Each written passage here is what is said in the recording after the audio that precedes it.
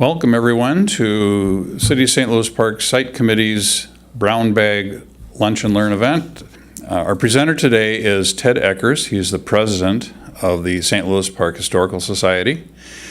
Ted has a presentation about the history of St. Louis Park, possibly with some pictures that none of us have seen before, because they're from a century ago, and some new ones too.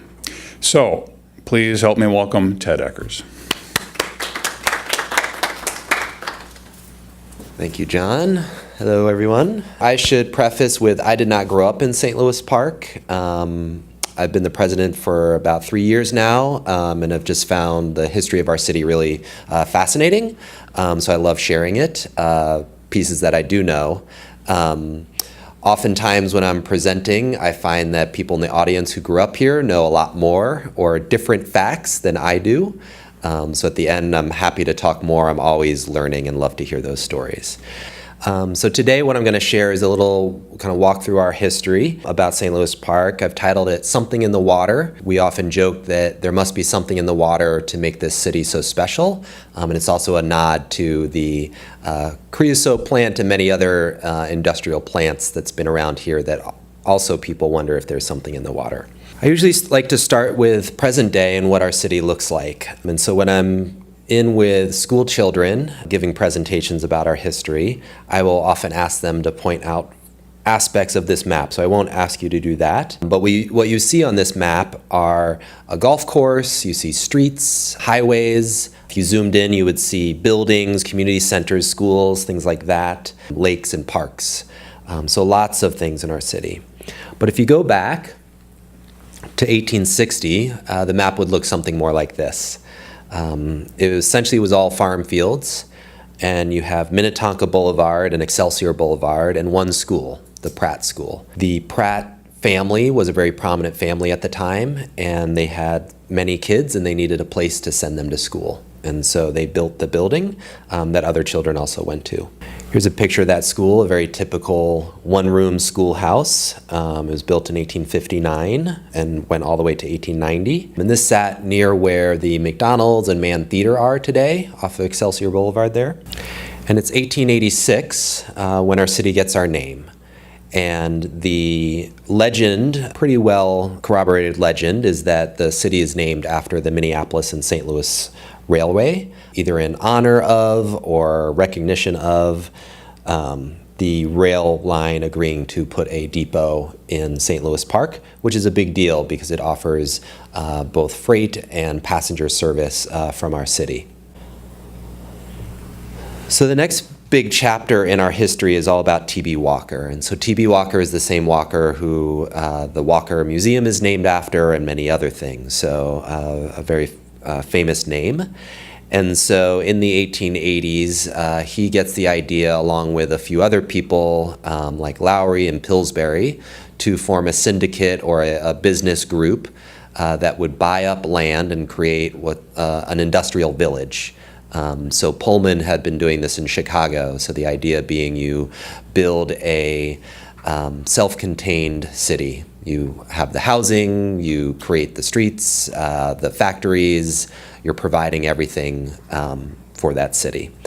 And so this was Walker's vision. He originally had looked at other places over in kind of more St. Paul side and ended up in St. Louis Park. So he bought up about 1,700 acres of land, which is outlined in red on this map. So from Minnetonka Boulevard down to about Excelsior. Between about Dakota and Texas, I want to say. And so kind of that heart of St. Louis Park is what he bought. And so then with that area, he plats out the heart of our city. And so this is a map where you'll see that red line going diagonal, that's the train line. So think Highway 7 right there. And then you'll see kind of a dash line that's also rail lines. So there'd be rail spurs, and those black squares are factories. And so the idea is the train is servicing, bringing in the raw goods to those factories and bringing the finished materials back out to the rail line and shipping them across the world or across the country. You can think of that circle area similar, close to where the double interchange is today, those circles. Right? So that's the part of St. Louis Park we're talking about right now. You'll also see all these little rectangular sections. That's housing. It's plat lines for lots. Nothing's built yet. This is just the plan. But he's laid out the streets, the individual lots, shown where the factories would go, and the rail lines. So a very advanced platting. And today we still see some of that influence. So if you go some of the South Oak Hill area and some Elmwood areas, you will find evidence of these houses. We call them Walker houses because they were all built by that entity at the time, and they all look the same, these kind of two-story, very skinny buildings. Probably hard to see on that previous map, but those lots were very skinny, and the idea was you would actually have two lots, one next to each other, one for your skinny little house and one for a garden plot to grow your food. So if you walk around that area, you'll see these. Now, they've been modified over the years. The original design did not have a door in the front. The door was on the side. So a lot of people have put these little additions on the front side to create a doorway entry. So it's pretty neat to see that influence of that industrial village still in our neighborhoods today. And then I mentioned the factories. Here's a picture of what some of those factories were. So those factories were built. There's a variety of businesses, Monitor Drill, which made a seed drilling machine. National Lead was a big employer. And eventually the creosote plant as well. But that's what some of those factories looked like. There was also a main street that was built, and so what's shown in this picture, obviously an aerial picture, is of Walker Street. The left side, the buildings that you're seeing there, is the Walker Building. I'll show that in a minute. On the top, you see the football field for the high school, so that's still there today, so that this is the area we're talking about. On the far right side is what was the original high school, now called Central. And there's some buildings on the bottom of that, which is the corner of Dakota and Walker there. And in the middle, kind of near where the crease of that picture is, you'll see a building kind of all alone. That was actually a bank at the time. And there's a whole long history of that bank that went under after a handful of years due to a very sordid history. And it eventually, the building was damaged in a tornado much later. So that's why we don't have that today. Here's a picture of that Walker building that I was referencing, obviously named after Walker. It was his building, and it still stands today. On the right is a more modern view of it. On the left is a picture from the 60s, I want to say. And it is the oldest commercial building in St. Louis Park, still standing. Back in the 1900s, in that Walker building were actually two businesses for a long time. One was Doc Brown's Barbershop and Pool Hall, which looks like it was a lot of fun. And then Swenson and Radine Grocery. So again, there's like a whole long history of these businesses, which is really interesting. What I share with you today is, so just Doc Brown was very colorful character. He lived in the park for a long time, and he had several different businesses in the Walker building, but very prominent person in the city. And then Swenson and Radine, there's a few of these grocery stores around, but this is one of those places that kind of got you through the Depression, right? So they would let you buy food on credit, and help you would pay later, but it was an institution at the time as well. So both of those were in that Walker building. Around 1892, a trolley was set up to take workers to and from Minneapolis. And so you'll see in this map on the left, that blue dotted line, that's where the trolley was. So it went down Lake Street and past the McDonald's and to a little bit further on, essentially near where that Walker building is today. And so that was obviously a very popular way to get, like I said, to and from the city. And the trolley ended service, I want to say 1938. So it ended pretty early.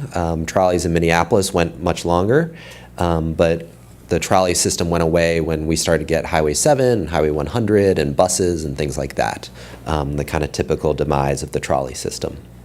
In 1912, our high school gets built. Now, again, this is the first high school, which is today where Central is.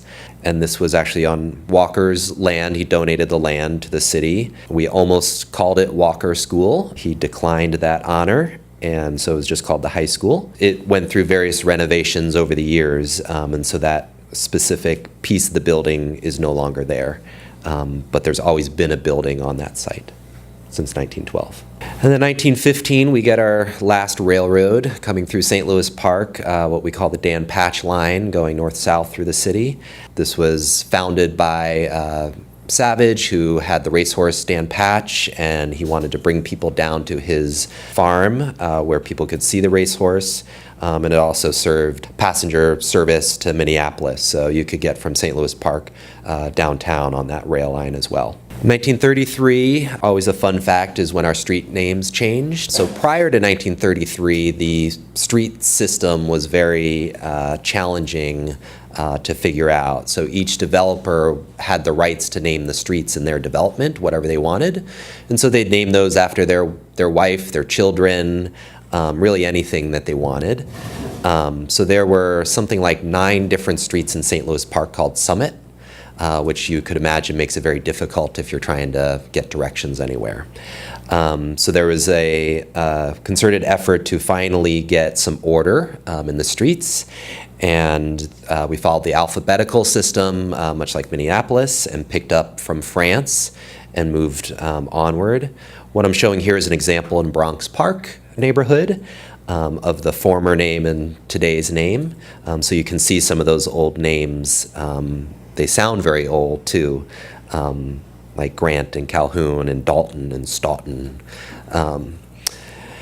And obviously, if you're from St. Louis Park or if you drive around at all, you know our alphabet system. Again, I've given some presentations to the school children, so this is always a good one to run through with them. But the first alphabet, the theme is their various cities.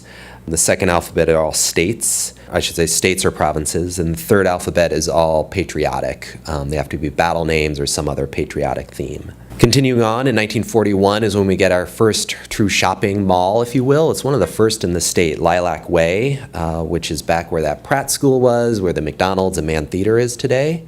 That was Lilac Way. So that was kind of the first. There's a bowling lane there and several various businesses over the years. And then I want to touch on the Westling House. That's what's pictured here. It's the oldest structure or home in St. Louis Park, the Westling home. And this is almost across this Minnetonka Boulevard from the Aquila School. You can see it today. And we just talked about the streets, and so Aquila, that street name, got its name from the Westlings who were developing that area, and the rule was already in place that streets there had to be patriotic or battles.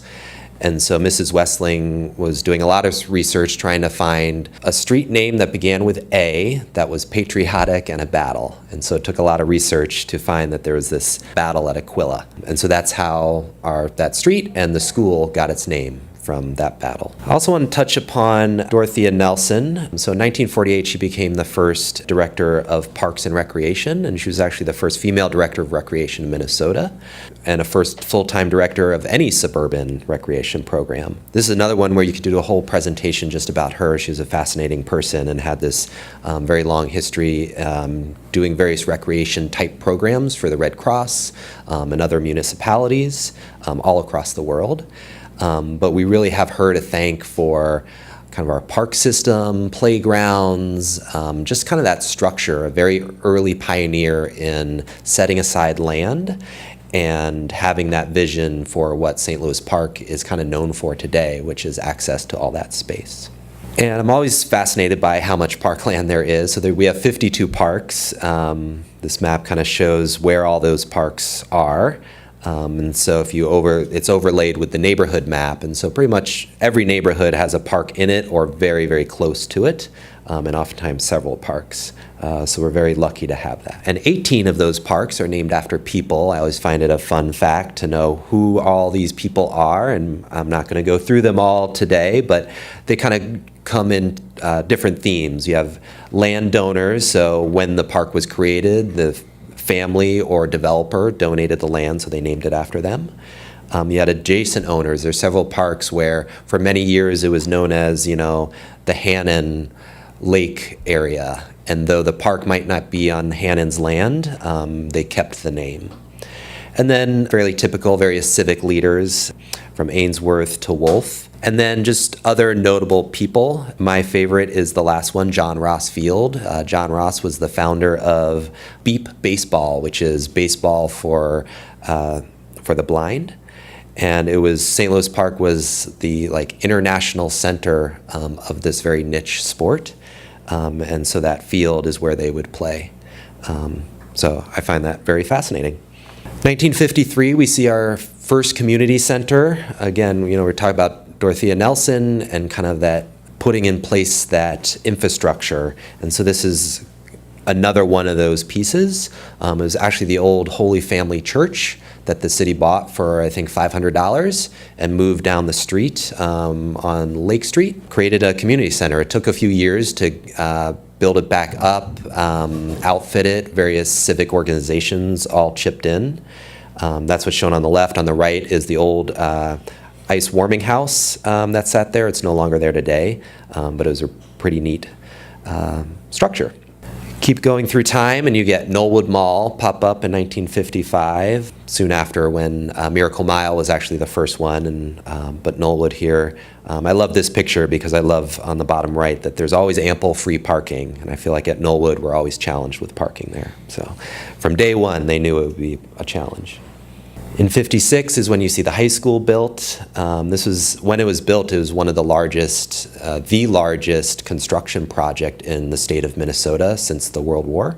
St. Louis Park served the most number of school students in terms of the cafeteria, so served the most meals for any school district in the entire state for a certain number of years. As you think of St. Louis Park starting in the late 50s and 60s, our population took off much faster than any other suburb. So there was a time when we had 100 some odd graduating seniors. The same year we had 1,000 kindergartners. And so that's why you saw a very quick building of elementary schools, a junior high building. So we had to catch up quick. And the last school we built was Susan Lindgren way back in 1968. So it's been a while since we've built a school building, and we've actually had to close several of them as the demographics shift on us. But that is our newest school building in St. Louis Park. In 1971 is when the rec center opened. This is a concept drawing of the rec center. So you see the distinctive sloped roof that was kind of in the original plans. The original plan was actually was a bit grander with kind of a full kitchen and indoor squash courts and other, maybe it was handball instead of squash. Forget the sport at the time. But a little bit more elaborate, and things had to get scaled back as they worked through the various funding issues for it, as you might imagine. And then as we get closer in, you go to the 80s, where we're kind of filling in development areas. You have the Quarry area. It was an old sand pit where the Byerlys and Target are today. So nothing too fascinating, but that's what was happening. And then you go into the 90s, and that old development, it was the old Honeywell factory, which is shown on the left, which is what became the Costco and the Home Depot. So that was one of the last industrial sites to close in St. Louis Park, was that Honeywell, and it was fairly light manufacturing, it was more assembly. And then in 2002, you have Excelsior and Grand get built. On the left is shown some of the businesses that used to be there, various restaurants and drinking establishments that were very popular at the time, but that's been replaced. And then the most recent being the West End, which opened in 2009. And so as we think as a historical society, we're not just worried about what happened 100 years ago. We're interested in where the development is going, and so we will keep our eye on all the development going on in the city, from housing to businesses, and of course light rail would be an interesting closure for our city if you think of the original founding and our name being after a railroad.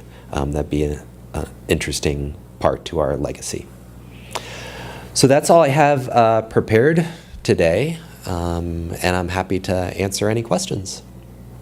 36th Street or something like that? Is that open at all? Or? Yeah, so the question's about the train depot off of 36th and Wooddale there in Jorvik Park.